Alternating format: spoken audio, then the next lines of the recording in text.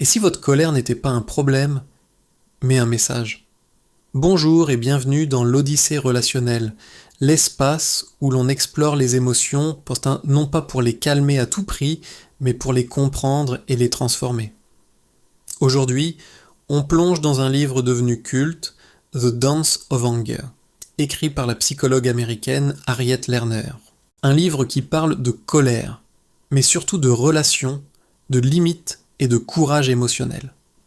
Publié dans les années 80, The Dance of Anger est souvent présenté comme un livre sur la colère féminine.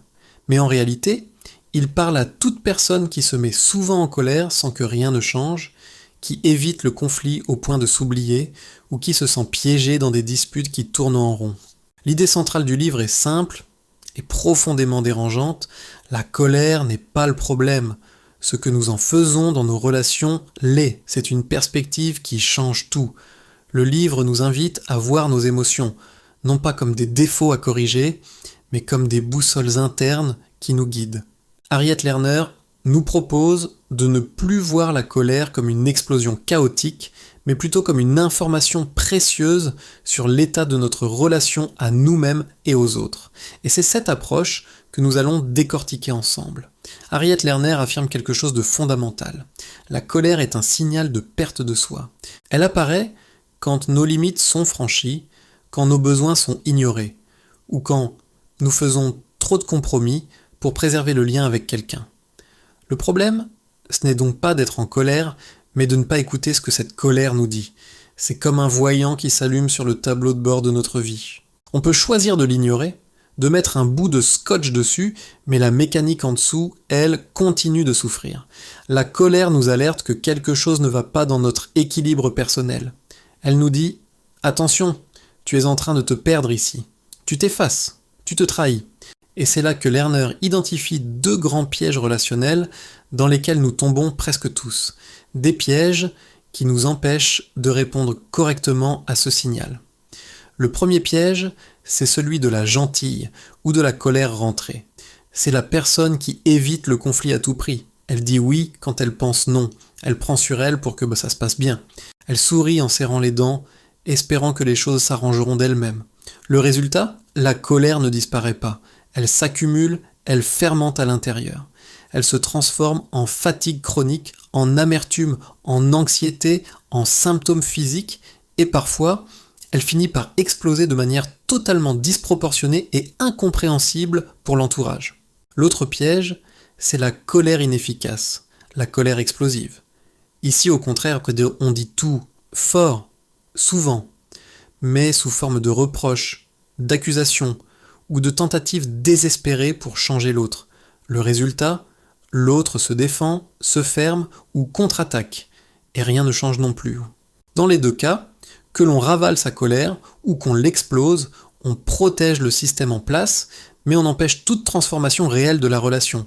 On reste bloqué. Alors pourquoi ce livre s'appelle-t-il The Dance of Anger, la danse de la colère? Parce que selon Lerner, les relations fonctionnent comme une danse circulaire. Chacun fait ses pas habituels, souvent sans même s'en rendre compte.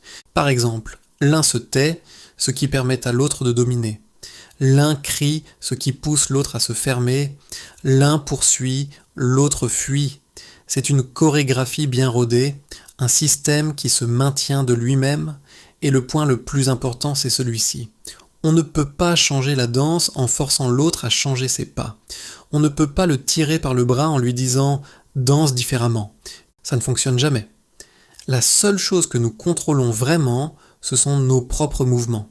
Notre seule véritable marge de manœuvre, c'est de décider de changer notre propre pas dans la danse.